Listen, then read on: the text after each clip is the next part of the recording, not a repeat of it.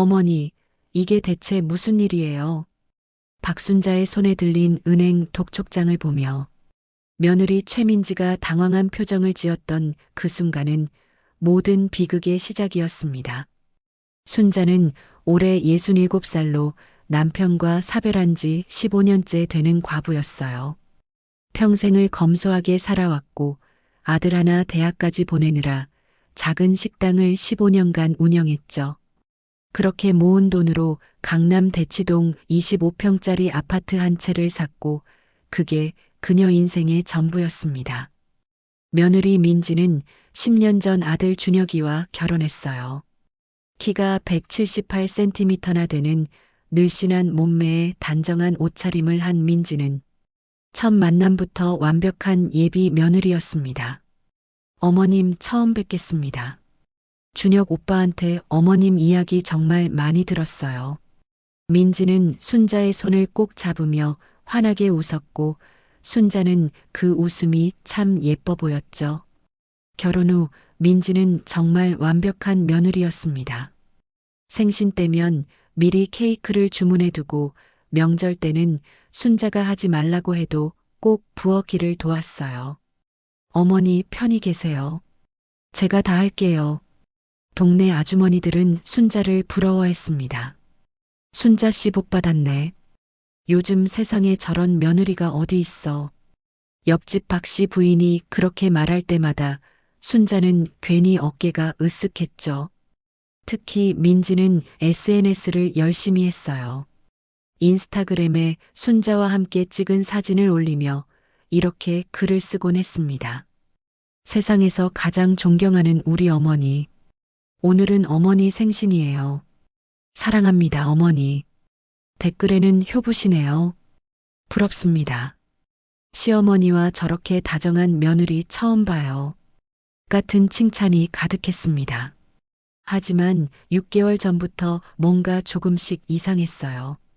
민지가 들고 오는 가방이 자주 바뀌었습니다. TV에서 본 적 있는 유명한 명품 브랜드들이었죠. 한 달에 한 번씩은 새 가방을 들고 왔고 옷도 마찬가지였습니다.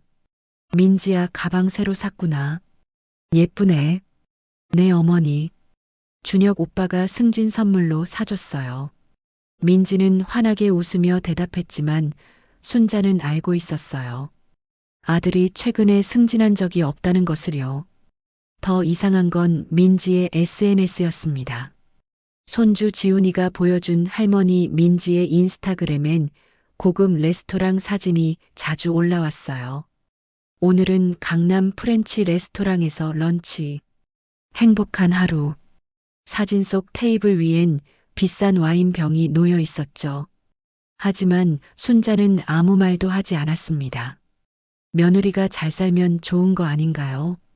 괜히 참견할 일이 아니라고 생각했어요. 그러던 어느 날 결정적인 사건이 벌어졌습니다. 3개월 전 화창한 오후 순자는 집에서 설거지를 하고 있었고 현관 초인종이 울렸어요. 택배입니다. 문을 열자 택배 기사가 서류 봉투 하나를 건넸습니다. 보낸 곳은 은행이었죠. 봉투를 뜯어보는 순간 순자의 손이 덜덜 떨렸습니다. 대출금 연체 안내문. 채무자 박순자. 대출 금액 1억 5천만 원. 연체 기간 6개월. 담보물 서울시 강남구 대치동 아파트 25평. 그건 순자가 15년 동안 식당 운영하며 피땀 흘려 모아서 산 집이었습니다. 순자는 대출을 받은 적이 없었어요. 받을 이유도 없었고요. 그때 순자의 머릿속에 한 사람이 떠올랐습니다. 며느리 민지였죠. 민지의 명품 가방들, 고급 레스토랑 인증샷, 자주 바뀌는 옷들. 그 모든 게 어디서 나온 돈이었을까요? 순자는 떨리는 손으로 휴대폰을 꺼내 민지에게 전화를 걸었습니다. 30분 후 민지가 도착했고 순자는 그 서류를 테이블 위에 올려놓았어요. 민지야, 이게 뭐니? 민지는 서류를 보더니 순간 표정이 굳었습니다. 하지만 금방 평정을 찾고 눈물을 글썽이며 순자의 손을 잡았어요. 어머니, 그게 아니라 준혁이 오빠 사업 자금 때문에 잠깐 빌린 거예요. 곧 갚을게요. 순자는 그날 밤 안방 서랍을 열어 오래된 도장함을 꺼냈습니다. 돌아가신 남편의 도장과 자신의 도장이 함께 들어있는 낡은 나무 상자였죠. 도장함을 열어보는 순간 순자는 소름이 돋았어요. 자신의 도장이 평소와 다른 위치에 놓여 있었고 미세하게 흠집이 나 있었습니다. 그때 순자의 머릿속에 모든 퍼즐이 맞춰지기 시작했습니다. 10년 동안 완벽한 며느리로 칭찬받던 민지가 혹시 자신을 속인 건 아닐까요? 다음 날 아침 순자는 떨리는 손으로 아들 준혁에게 전화를 걸었습니다. 준혁아, 엄마야. 지금 시간 좀 있니? 엄마, 무슨 일이세요? 회사에서 일하는 중인데. 아들의 목소리는 바쁜 듯 했지만 순자는 더 이상 참을 수가 없었어요. 중요한 얘기야. 오늘 저녁에 엄마 집으로 좀 와줄 수 있겠니? 민지도 같이. 그날 저녁 7시 순자의 집 거실엔 긴장감이 흘렀습니다. 준혁과 민지가 나란히 소파에 앉아 있었고 순자는 그들 맞은편에 자리를 잡았죠.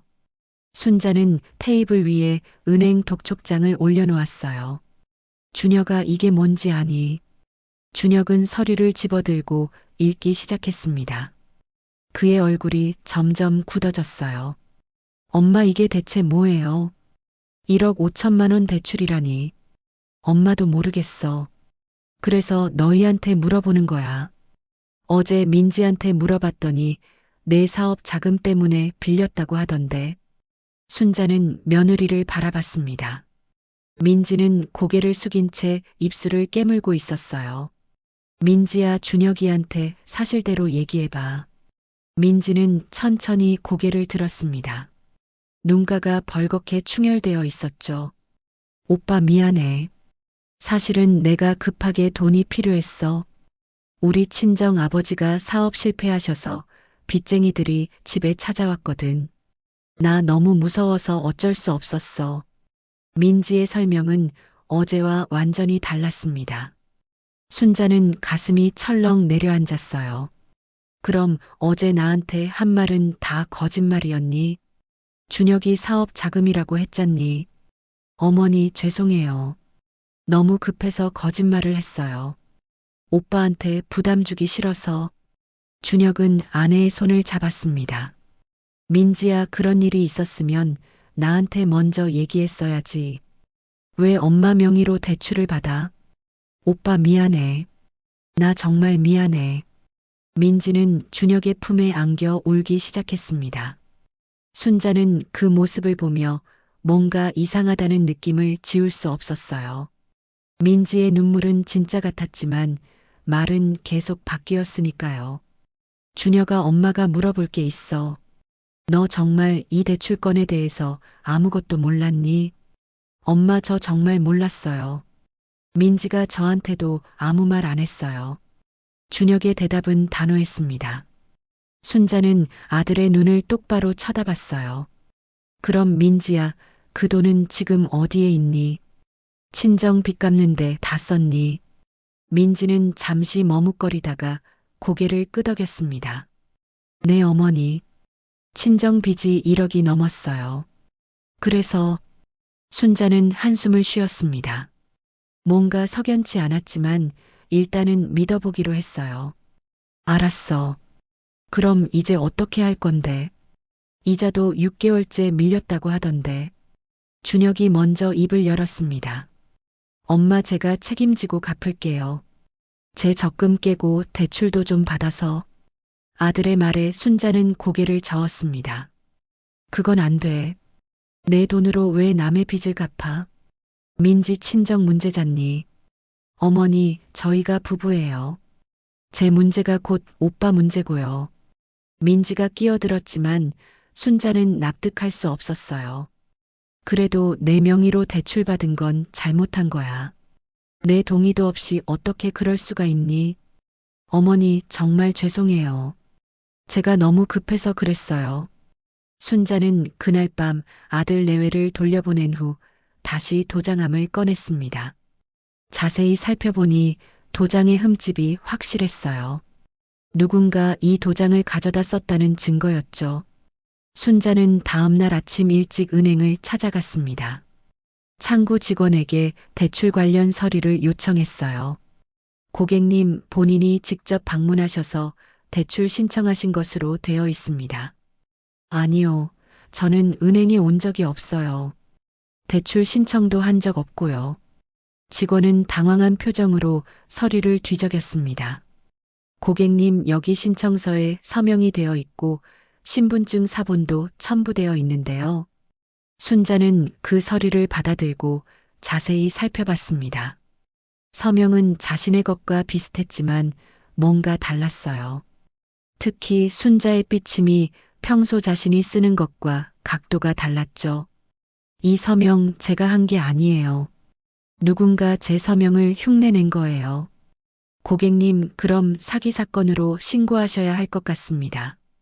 순자는 떨리는 손으로 서류를 챙겨 은행을 나왔습니다. 이제 확신했어요. 누군가 자신의 이름을 도용해서 대출을 받았고 그 사람은 10중 8구 며느리 민지였습니다. 집으로 돌아온 순자는 곧바로 준혁에게 전화를 걸었습니다. 준혁아, 엄마가 은행 다녀왔어. 대출 서류 확인했는데 내 서명이 아니야. 엄마, 그게 무슨 말씀이세요? 누군가 내 이름을 도용했다는 거야. 민지한테 다시 물어봐야겠어. 엄마, 그만하세요. 민지가 그럴 리 없어요. 준혁의 목소리가 차가워졌습니다. 순자는 가슴이 답답했어요. 준혁아, 엄마 말 좀 들어봐. 이건 1억 5천만 원이야. 우리 집이 걸려 있다고. 엄마가 민지를 너무 의심하시는 것 같아요. 민지가 10년 동안 엄마한테 얼마나 잘했는데요. 순자는 더 이상 말을 잇지 못했습니다. 아들이 며느리 편을 드는 게 너무 서러웠어요. 알았어. 엄마가 혼자 알아볼게. 전화를 끊은 순자는 소파에 주저앉았습니다. 10년 동안 믿었던 며느리가 자신을 속였을지도 모른다는 사실이 받아들여지지 않았고 아들마저 자신을 외면하니 세상에 혼자 남겨진 기분이었습니다. 일주일이 지났지만 순자는 잠을 제대로 이룰 수가 없었습니다. 매일 밤 천장을 바라보며 생각했어요. 정말 민지가 자신을 속인 걸까요? 순자는 다시 은행을 찾아갔습니다. 이번엔 지점장을 만나고 싶다고 했죠. 고객님, 무슨 일로 오셨습니까? 지점장은 50대 중반의 남자였습니다. 순자는 떨리는 목소리로 사정을 설명했어요. 제 명의로 대출이 되어 있는데 제가 신청한 게 아니에요. 누군가 제 이름을 도용한 것 같습니다. 지점장은 심각한 표정으로 고개를 끄덕였습니다. 그럼 CCTV 기록을 확인해 봐야겠네요. 대출 신청일이 언제였죠? 6개월 전 3월 15일이요.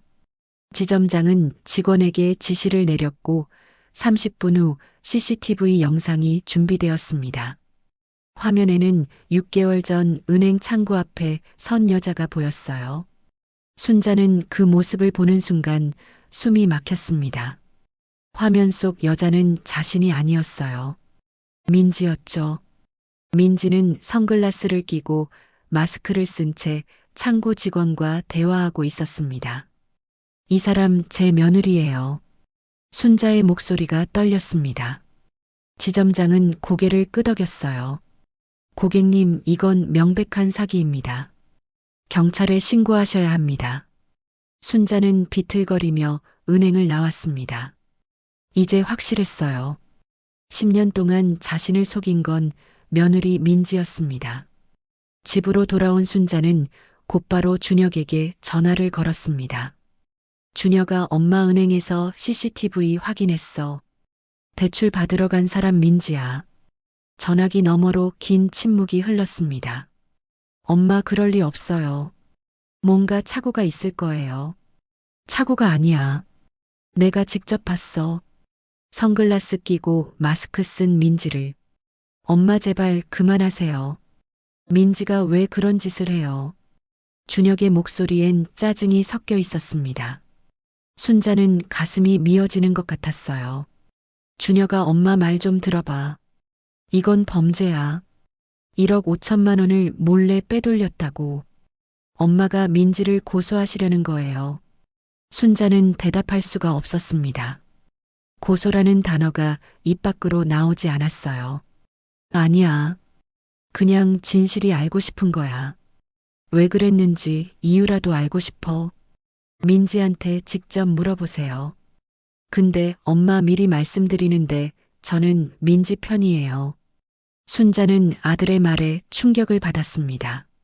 전화는 그렇게 끊겼고 순자는 소파에 털썩 주저앉았어요. 그날 저녁 민지가 순자의 집을 찾아왔습니다. 평소와 달리 화장기 없는 얼굴이었죠. 어머니, 오빠한테 들었어요. 제가 은행에 갔다고 하셨다면서요. 민지는 담담한 목소리로 말했습니다. 순자는 민지를 똑바로 쳐다봤어요. 그래, 내가 간 거 맞니?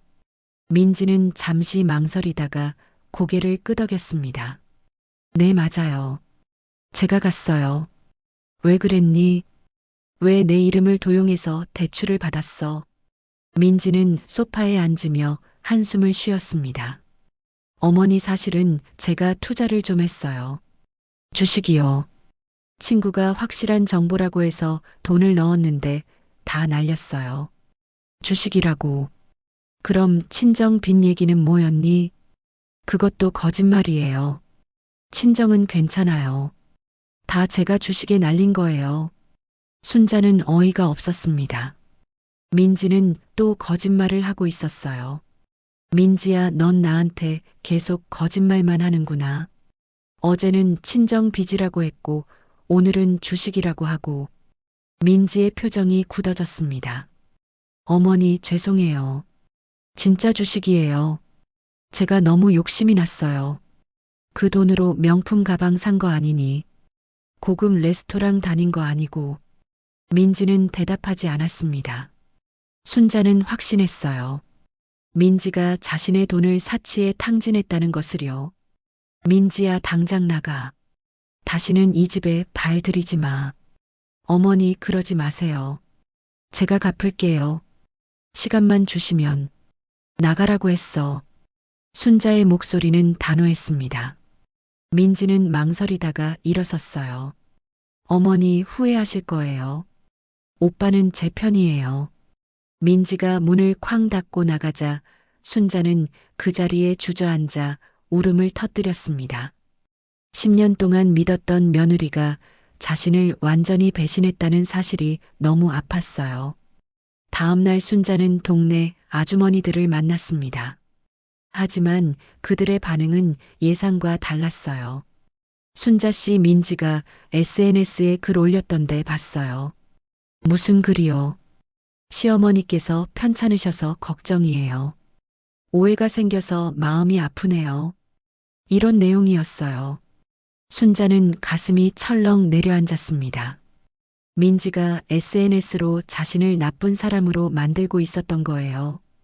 댓글에 다들 시어머니가 며느리 괴롭힌다고 난리더라고요. 순자는 더 이상 말을 잇지 못했습니다. 동네에서조차 자신이 악인 취급을 받게 된 거죠. 집으로 돌아온 순자는 떨리는 손으로 휴대폰을 꺼냈습니다. 유일하게 믿을 수 있는 사람에게 전화를 걸었어요. 30년 지기 친구 최수진이었습니다. 수진아, 나야. 순자야. 지금 시간 좀 있니? 순자야, 무슨 일이야? 목소리가 왜 그래? 할 얘기가 있어. 만날 수 있을까? 그날 오후 순자는 동네 카페에서 수진을 만났습니다. 수진은 은퇴한 법무사였어요. 순자는 그동안 있었던 일을 모두 털어놨습니다. 수진은 순자의 이야기를 끝까지 들었습니다. 그녀의 표정은 점점 굳어졌어요. 순자야, 이건 명백한 사문서 위조야. 사기죄에 해당하고. 수진의 목소리는 단호했습니다. 순자는 고개를 끄덕였지만 마음 한편이 무거웠어요. 그래도 10년을 함께 산 며느리인데 고소까지 해야 하나. 순자야, 지금 그럴 때가 아니야. 내 집이 경매로 넘어갈 수도 있어. 수지는 가방에서 수첩을 꺼냈습니다. 일단 증거부터 확보하자. 은행 CCTV 기록, 대출 서류, 내 도장 다 필요해. 순자는 수진의 도움으로 증거를 모으기 시작했습니다. 은행에서 CCTV 영상을 USB로 받아왔고 대출 서류 사본도 확보했어요. 수진은 순자의 도장을 가져가 감정을 의뢰했죠. 이틀 후 감정 결과가 나왔습니다. 대출 서류에 찍힌 도장 인형과 순자의 실제 도장을 비교한 결과 미세한 차이가 발견되었어요. 순자야, 이거 봐. 도장이 위조됐어. 누군가 내 도장을 본떠서 만든 거야. 순자는 그 결과를 보며 눈물이 났습니다. 이제 의심의 여지가 없었어요. 수진아, 그럼 이제 어떻게 해야 하니? 경찰에 고소장을 내야 해. 이건 범죄야. 하지만 순자는 선뜻 결정을 내릴 수가 없었습니다. 며느리를 고소한다는 게 너무 두려웠어요. 조금만 더 생각해 볼게. 준혁이한테 먼저 얘기해 보고. 그날 저녁 순자는 다시 아들에게 전화를 걸었습니다. 준혁아, 엄마 도장 감정 결과 나왔어. 위조된 거래. 엄마, 제발 그만하세요. 준혁의 목소리엔 피로감이 묻어났습니다. 그만하라니, 너 그게 무슨 소리야. 이건 범죄라고. 민지가 왜 그런 짓을 해요? 이해가 안 가요. 그러니까 내가 물어보는 거잖니. 왜 그랬는지. 엄마, 민지가 요즘 너무 힘들어해요. 엄마 때문에. 순자는 귀를 의심했습니다. 자신 때문에 민지가 힘들다니요. 내가 뭘 잘못했는데. 엄마가 자꾸 의심하시니까 민지가 스트레스를 받잖아요. SNS에도 악플이 달리고. 순자는 가슴이 답답했습니다. 아들이 완전히 며느리 편에 서 있었어요. 준혁아, 엄마 말 좀 들어봐. 증거가 다 있어. CCTV에도 민지가 찍혔고 도장도 위조됐어. 엄마, 그래도 가족이잖아요. 가족끼리 이러면 안 되죠. 가족이라고 범죄를 묵인하란 말이니. 엄마, 제발 부탁이에요. 그냥 넘어가 주세요. 제가 대출금 갚을게요. 순자는 더 이상 말을 잇지 못했습니다. 아들이 자신보다 며느리를 더 걱정하고 있다는 사실이 너무 서러웠어요. 알았어. 엄마가 알아서 할게. 전화를 끊은 순자는 수진에게 다시 연락했습니다. 수진아, 준혁이가 민지 편을 들어. 나보고 그냥 넘어가래. 수진은 한숨을 쉬었습니다. 순자야, 이러다가 넌 집까지 잃어. 결단을 내려야 해. 그날 밤 순자는 잠을 이룰 수가 없었습니다. 한편으로는 며느리를 고소해야 한다는 생각이 들었고, 다른 한편으로는 가족이 완전히 깨질까봐 두려웠어요. 다음 날 아침 순자의 집 초인종이 울렸습니다. 문을 열자 민지가 서 있었어요. 하지만 평소와 달리 표정이 차가웠습니다. 어머니, 들어가도 될까요? 민지는 순자의 대답도 듣지 않고 거실로 들어왔습니다. 순자는 불안한 마음으로 민지를 따라 들어갔어요. 어머니, 오빠한테 들었어요. 저 고소하시려고 한다면서요. 나 아직 결정 안 했어. 민지는 냉소를 지었습니다. 어머니, 제가 10년 동안 얼마나 잘했는데요. 명절마다 음식 만들고 생신 챙기고 SNS에 어머니 자랑하고. 그래서 내 집을 담보로 돈을 빼가도 되는 거니. 어머니도 이해하셔야죠. 요즘 세상에 강남에서 살려면 돈이 얼마나 드는데요. 애들 학원비만 해도 한 달에 300만 원이에요. 민지의 말에 순자는 어이가 없었습니다. 자신의 잘못을 전혀 반성하지 않고 있었어요. 그래서 남의 돈을 훔쳐도 되는 거야. 훔친 게 아니에요. 빌린 거예요. 제가 갚을 거고요. 언제 갚을 건데? 벌써 6개월째 이자도 못 갚고 있잖아. 민지는 순자를 노려봤습니다. 어머니, 이러시면 오빠가 엄마 편을 안 들 거예요. 오빠는 이미 제 편이거든요. 순자는 민지의 뻔뻔함에 경악했습니다. 민지는 일어서며 마지막으로 말했어요. 어머니 고소하시면 저도 가만히 있지 않을 거예요. SNS에 어머니가 저 괴롭힌 증거 다 있거든요. 민지가 문을 쾅 닫고 나가자 순자는 그 자리에 주저앉았습니다. 이제 선택의 여지가 없었어요. 며느리는 전혀 반성하지 않고 있었고 오히려 자신을 협박하고 있었습니다. 순자는 떨리는 손으로 수진에게 전화를 걸었습니다. 수진아, 고소장 준비해줘. 더 이상 참을 수가 없어. 알았어, 순자야. 내가 도와줄게. 그날 오후 순자는 수진과 함께 경찰서를 찾아갔습니다. 하지만 막상 고소장을 제출하려니 손이 떨렸어요. 순자야, 괜찮아. 내가 잘못한 게 아니야. 수진의 격려에 순자는 용기를 냈습니다. 고소장을 제출하는 순간 순자는 눈물이 났어요.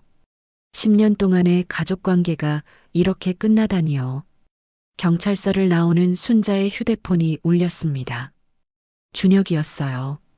엄마 정말 고소하신 거예요. 준혁의 목소리는 떨리고 있었습니다.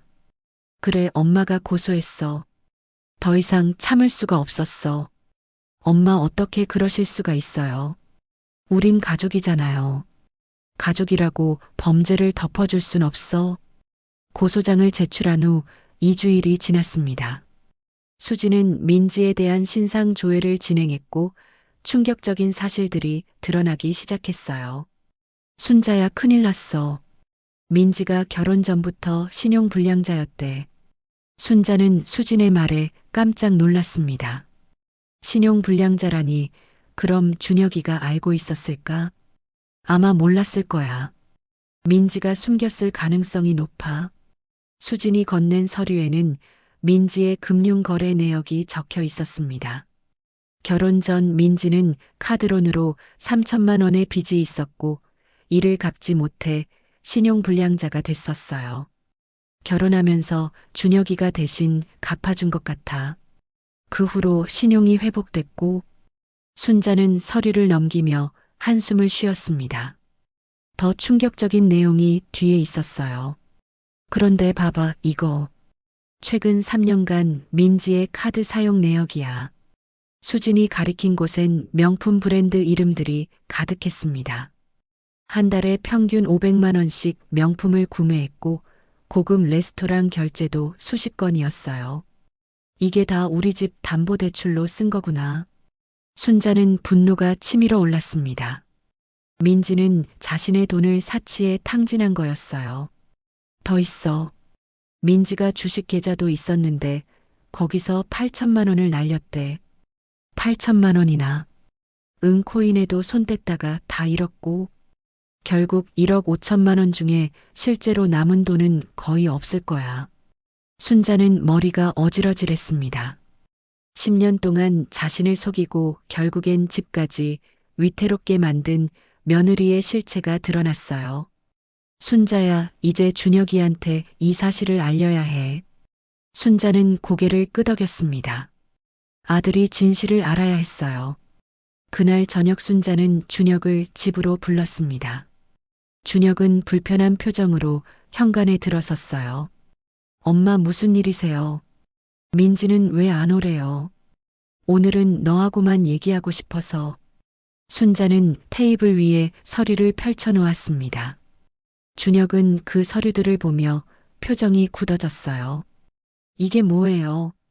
민지의 금융거래 내역이야. 내가 알아야 할 진실이 여기 다 있어. 준혁은 떨리는 손으로 서류를 집어들었습니다. 첫 장부터 충격적이었어요. 민지가 결혼 전 신용불량자였다는 기록이 나와 있었죠. 엄마, 이게 사실이에요. 너 몰랐니? 민지가 결혼 전에 3천만 원 빚이 있었대. 준혁은 고개를 저었습니다. 전혀 몰랐다는 표정이었어요. 민지가 한 번도 얘기 안 했어요. 다음 장을 봐. 최근 3년간 민지가 명품에 쓴 돈이야. 준자는 카드 사용 내역을 보며 안색이 하얗게 변했습니다. 한 달에 500만 원씩 명품을 샀다는 기록이 명확했어요. 이게 대체 민지가 이렇게 돈을 썼다고요. 그리고 이것 봐. 주식으로 8천만 원 날리고 코인도 손 뗐다가 다 잃었어. 준혁은 서류를 내려놓고 머리를 감싸쥐었습니다. 그의 손이 떨리고 있었어요. 엄마, 이럴 수가. 민지가 저한테 거짓말을 한 거예요. 너만 속인 게 아니야. 나도 10년 동안 속았어. 준혁은 한참을 말없이 앉아 있었습니다. 순자는 아들의 어깨에 손을 얹었어요. 준혁아, 이제 알았으면 됐어. 엄마 편을 들어줘. 하지만 준혁은 고개를 저었습니다. 엄마, 그래도 민지는 제 아내예요. 애들 엄마고요. 그 애들 학원비도 민지가 제 사치에 쓴 거야. 손주들한테 준 용돈도 마찬가지고. 준혁은 눈물을 글썽였습니다. 엄마, 저 어떡해요. 이제 민지를 어떻게 믿어요. 진실을 알았으면 이제 결단을 내려야지. 민지한테 속아서 우리 집까지 잃을 순 없어. 준혁은 일어섰습니다. 제가 민지한테 물어볼게요. 직접 들어봐야겠어요. 준혁이 집을 나간 후 순자는 불안한 마음으로 기다렸습니다. 아들이 진실을 알았으니 이제는 자신의 편을 들어줄 거라고 믿었어요. 하지만 다음날 순자가 받은 전화는 예상과 달랐습니다. 엄마, 민지한테 다 물어봤어요. 그래서 뭐래? 민지가 다 인정했어요. 명품도 사고 주식도 했대요. 근데 엄마, 민지가 너무 후회하고 있어요. 후회한다고 다야. 1억 5천만 원을 날렸는데 민지가 정신과 상담도 받겠대요. 쇼핑 중독이랑 도박 중독 치료받겠대요. 순자는 한숨을 쉬었습니다. 민지가 또 아들을 설득하고 있었어요. 준혁아, 민지 말에 속지 마. 그 애는 너한테 계속 거짓말했잖아. 엄마, 그래도 기회를 한 번만 더 줘보면 안 될까요? 애들 생각해서라도. 순자는 더 이상 말을 잇지 못했습니다. 아들이 여전히 며느리 편을 들고 있었어요. 알았어. 내 마음대로 해. 전화를 끊은 순자는 눈물을 흘렸습니다. 이렇게까지 증거를 보여줬는데도 아들은 며느리를 포기하지 않았어요. 수진에게 전화를 걸었습니다. 수진아, 준혁이가 여전히 민지 편이야. 나 이제 어떻게 해야 하니? 순자야, 법정까지 가야 할 것 같아. 거기서 판사가 판단하게 해. 순자는 고개를 끄덕였습니다. 이제 되돌릴 수 없는 강을 건너게 된 거예요. 검찰에서 민지에 대한 조사가 시작되었습니다. 일주일 후 순자는 검찰청으로 출석 요청을 받았어요. 피해자 진술을 받겠습니다. 검사는 40대 초반의 여성이었습니다. 순자는 떨리는 목소리로 그동안의 일들을 진술했어요. 10년 동안 완벽한 며느리라고 생각했는데 알고 보니 다 거짓이었어요. 검사는 고개를 끄덕이며 기록했습니다. 피고인 최민지는 귀하의 도장을 위조해서 1억 5천만 원을 대출받았고 이를 사치와 투자 실패로 탕진했습니다. 맞습니까? 네, 맞습니다. 피고인과 합의 의사는 없으십니까? 순자는 잠시 망설였습니다. 합의라는 단어가 머릿속을 맴돌았어요. 만약 민지가 진심으로 사과하고 돈을 갚겠다고 한다면. 하지만 검사는 고개를 저었습니다. 피해자님, 피고인은 현재 변제 능력이 전혀 없습니다. 합의한들 돈을 받기 어려울 것 같습니다. 순자는 한숨을 쉬었습니다. 결국 법정까지 가야 하는 거였어요. 검찰청을 나온 순자는 준혁에게서 전화를 받았습니다. 엄마, 검찰 다녀오셨죠? 응, 다녀왔어. 엄마, 제발 부탁이에요. 합의해 주세요. 민지가 정말 반성하고 있어요. 준혁의 목소리는 애원하는 듯 했습니다. 순자는 가슴이 아팠어요. 준혁아, 민지한테 돈 갚을 능력이 있니? 제가 대신 갚을게요. 제 퇴직금 받으면. 그게 언제인데? 10년은 더 있어야 하잖아. 엄마 그래도 가족이잖아요. 민지가 감옥 가면 애들은 어떡해요? 순자는 더 이상 대답할 수가 없었습니다. 손주들 생각을 하니 마음이 약해졌어요. 알았어. 조금 더 생각해 볼게. 전화를 끊은 순자는 수진에게 연락했습니다. 수진아, 나 손주들 생각하니까 마음이 흔들려. 순자야, 정신 차려. 민지는 전혀 반성 안 하고 있어. 그날 저녁 순자의 집에 예상치 못한 방문객이 찾아왔습니다. 손주 지훈이와 지민이었어요. 할머니. 지훈이는 14살 중학교 2학년이었고 지민이는 11살 초등학교 5학년이었습니다. 어머, 우리 손주들. 어쩐 일이니? 할머니, 엄마 이야기 들었어요. 지훈이는 심각한 표정으로 말했습니다. 엄마가 할머니 돈을 몰래 썼다면서요. 순자는 뭐라 대답해야 할지 몰랐습니다. 손주들에게 어떻게 설명해야 하나요? 그게 좀 복잡한 일이야. 할머니, 엄마가 잘못한 거 맞아요. 지민이가 끼어들었습니다. 엄마가 맨날 명품 가방 사고 비싼 옷 사는 거 우리도 이상하다고 생각했어요. 순자는 손주들의 말에 놀랐습니다. 아이들도 다 알고 있었던 거예요. 할머니, 근데 엄마가 감옥 가면 우리는 어떡해요? 지민이의 눈에 눈물이 고였습니다. 순자는 지민이를 안아주었어요. 걱정 마. 할머니가 잘 해결할게. 손주들이 돌아간 후 순자는 깊은 고민에 빠졌습니다. 손주들을 생각하면 합의를 해야 할 것 같았지만 민지의 뻔뻔함을 생각하면 화가 났어요. 다음 날 순자는 민지로부터 문자를 받았습니다. 어머니, 제가 진심으로 사과드립니다. 합의해 주시면 평생 은혜 잊지 않겠습니다. 순자는 문자를 보며 코웃음을 쳤습니다. 평생 은혜를 잊지 않겠다니 10년 동안 자신을 속인 사람이 할 소리가 아니었어요. 순자는 답장을 보냈습니다. 돈부터 갚고 얘기하자. 곧 민지에게서 전화가 왔습니다. 어머니, 지금 당장은 돈이 없어요. 시간을 주시면. 얼마나 필요한데. 1년만 주세요. 제가 일해서 갚을게요. 1년 동안 1억 5천만 원을 어떻게 갚니?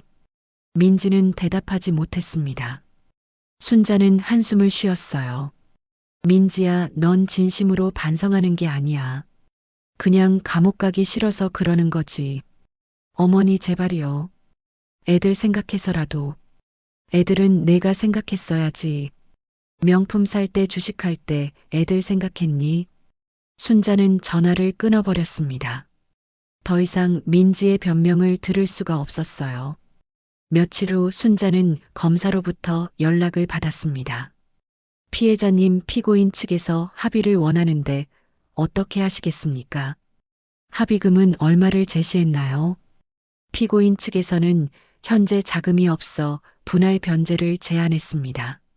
순자는 단호하게 대답했습니다. 합의 안 합니다. 재판 진행해 주세요. 알겠습니다. 전화를 끊은 순자는 준혁에게서 연락이 올 것을 예상했습니다. 과연 30분 후 준혁이 전화를 걸어왔어요. 엄마, 합의 안 하신다면서요? 그래, 안 할 거야. 엄마, 어떻게 그러실 수가 있어요? 준혁의 목소리는 떨리고 있었습니다. 내가 어떻게 그럴 수가 있니? 10년 동안 엄마를 속인 며느리를 감싸다니. 엄마, 민지는 제 아내예요. 저는 민지를 버릴 수 없어요. 그럼 엄마를 버리겠다는 거니? 긴 침묵이 흘렀습니다. 순자는 아들의 대답을 기다렸어요. 죄송합니다, 엄마. 저는 제 가정을 지켜야 해요. 순자는 전화를 끊었습니다. 아들이 결국 자신을 선택하지 않은 거였어요. 석 달 후 첫 공판이 열렸습니다. 순자는 수진과 함께 법정에 들어섰어요. 방청석에는 준혁과 민지가 나란히 앉아 있었고 그 뒤로 손주들도 보였습니다. 재판장 입장하십니다. 판사는 50대 중반의 남자였습니다. 엄숙한 표정으로 자리에 앉았어요. 사건 번호 2025-1234 사문서 위조 및 사기 사건 공판을 시작하겠습니다.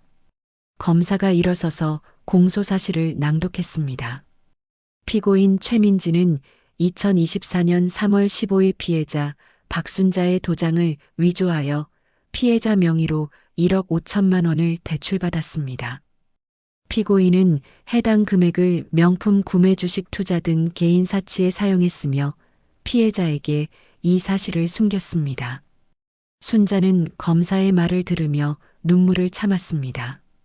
법정에서 자신의 피해가 공식적으로 인정되는 순간이었어요. 피고인 최민지 공소 사실을 인정합니까? 판사의 질문에 민지가 일어섰습니다. 그녀는 검은색 정장을 입고 있었고 화장기 없는 얼굴이었어요. 네, 인정합니다. 민지의 목소리는 떨리고 있었습니다. 순자는 민지를 바라봤지만 민지는 고개를 숙인 채 시선을 피했어요. 피고인 변호인 반론하십시오.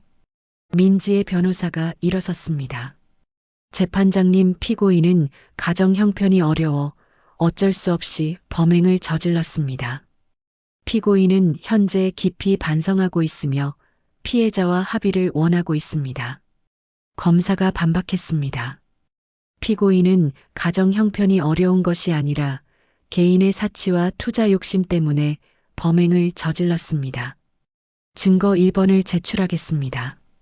검사는 민지의 카드 사용 내역을 제출했습니다. 화면에는 명품 브랜드 이름들이 가득했어요. 피고인은 최근 3년간 명품 구매에만 1억 8천만 원을 사용했습니다. 고급 레스토랑 결제도 600만 원이 넘습니다. 방청석에서 웅성거림이 들렸습니다. 순자는 화면을 보며 다시 한번 분노가 치밀었어요. 증거 2번 피고인의 SNS 게시물입니다.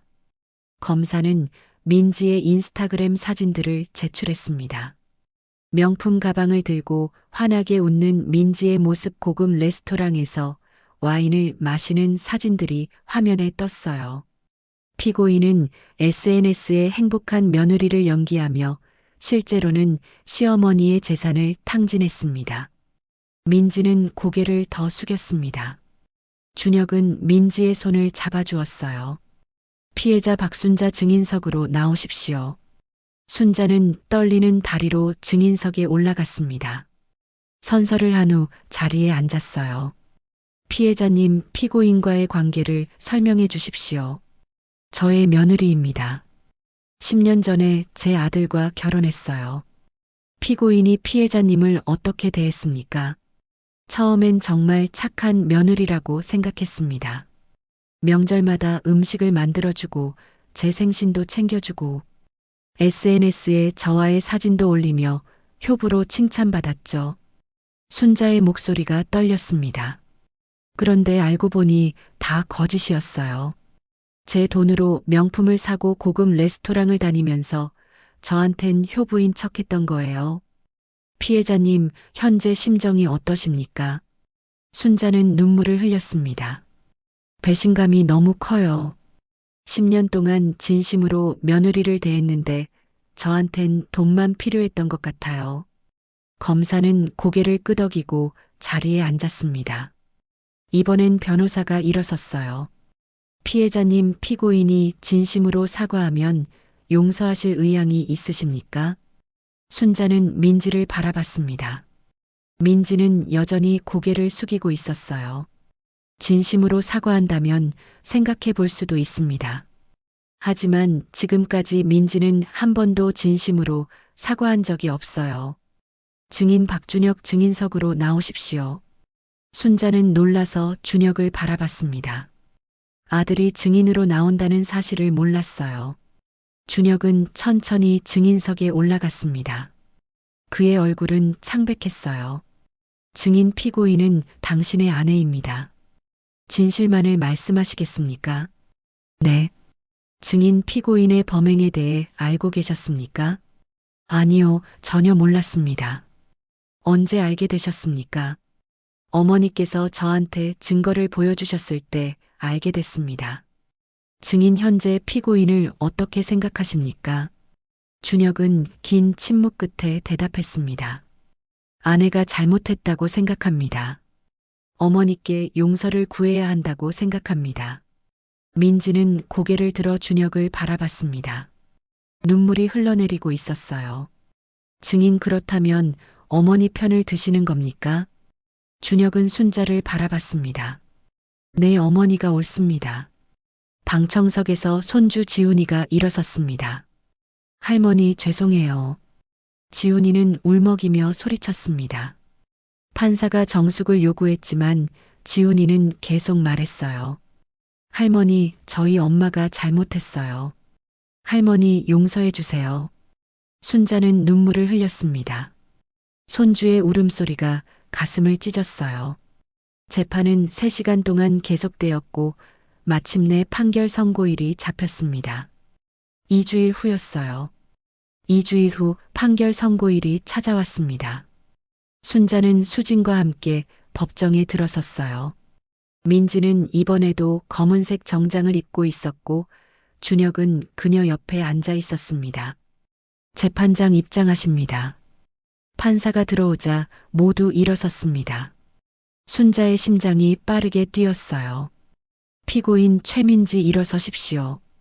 민지가 떨리는 다리로 일어섰습니다. 판사는 판결문을 읽기 시작했어요. 피고인은 피해자의 신뢰를 이용하여 도장을 위조하고 1억 5천만 원을 대출받아 개인 사치에 사용했습니다. 이는 명백한 사문서 위조 및 사기죄에 해당합니다. 판사는 잠시 멈췄다가 계속 이어갔습니다. 다만 피고인이 범행을 자백했고 초범이며 피해자와의 합의를 원하는 점을 참작하여 징역 1년 6개월에 집행유예 3년을 선고합니다. 민지는 그 자리에 주저앉을 뻔했습니다. 준혁이 재빨리 민지를 부축했어요.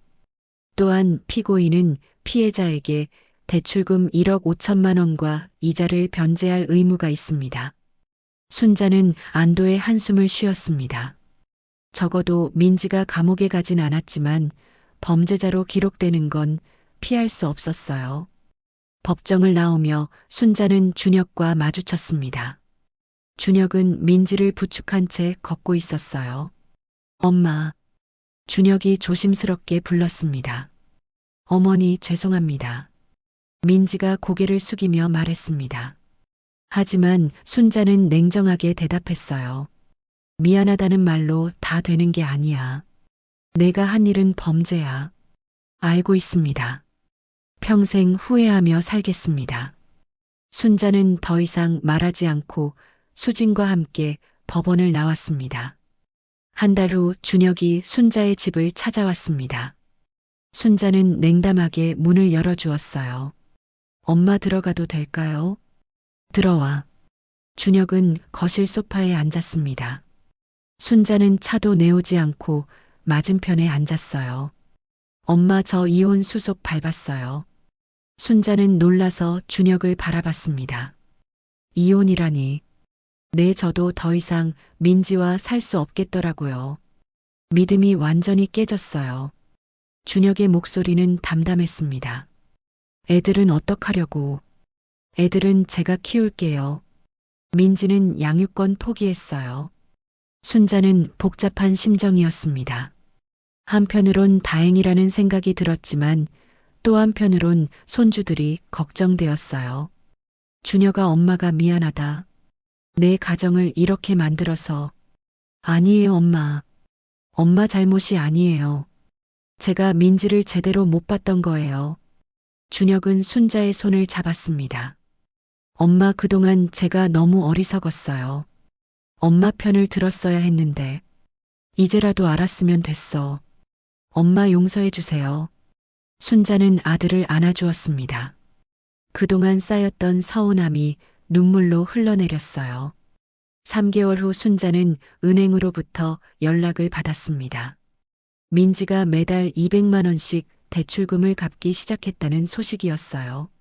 물론 전액을 갚으려면 10년 가까이 걸리겠지만 그래도 노력하는 모습이 보였습니다.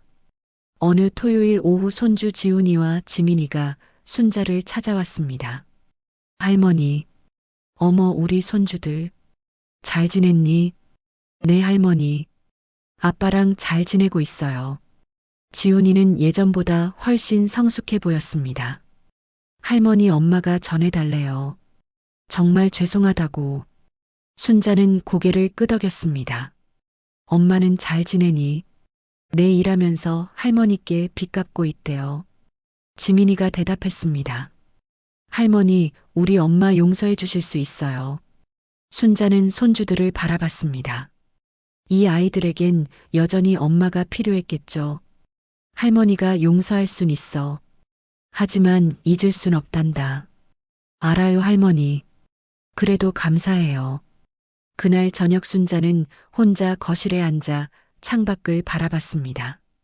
10년간 믿었던 며느리가 자신을 배신했고 가족은 완전히 흩어졌어요. 하지만 순자는 후회하지 않았습니다. 자신이 옳은 일을 했다고 믿었으니까요. 수진에게 전화를 걸었습니다. 수진아 고마워. 내가 없었으면 난 집까지 잃었을 거야. 별 말씀을. 친구 좋다는 게 뭐야? 이제 난 뭐하고 살지. 며느리도 없고 아들도 바쁘고. 순자야, 이제 내 인생을 살아. 지금까지는 가족을 위해 살았잖아. 순자는 수진의 말에 고개를 끄덕였습니다. 이제 68살 아직 인생이 남아 있었어요. 순자는 안방으로 들어가 도장함을 꺼냈습니다. 위조된 도장과 진짜 도장을 나란히 놓고 바라봤어요. 이 도장함은 순자의 인생을 상징했습니다. 진짜와 가짜가 공존했던 10년의 세월, 그리고 결국 진실이 드러난 순간들이요. 순자는 위조된 도장을 쓰레기통에 버렸습니다. 이제 가짜는 필요 없었어요. 진짜만 남기고 싶었습니다. 창밖으로 저녁 노을이 지고 있었습니다. 순자는 혼잣말로 중얼거렸어요. 10년이야. 10년을 속았어. 이제 누굴 믿지? 하지만 순자의 눈빛에는 배신의 상처와 함께 새로운 결의가 서려 있었습니다. 그래도 난 살아갈 거야. 내 방식대로. 순자는 도장함을 다시 서랍에 넣고 거실로 나왔습니다. 테이블 위엔 손주들이 놓고 간 편지가 있었어요. 할머니 사랑해요. 할머니가 최고예요. 순자는 편지를 읽으며 미소를 지었습니다. 비록 며느리는 잃었지만 손주들과 아들은 여전히 자신의 편이었어요. 그리고 무엇보다 순자는 자신을 지켜냈습니다. 10년간의 배신 앞에서도 굴하지 않고 당당하게 맞섰으니까요. 순자는 창밖을 바라보며 생각했습니다. 이제 새로운 인생이 시작되는 거라고요.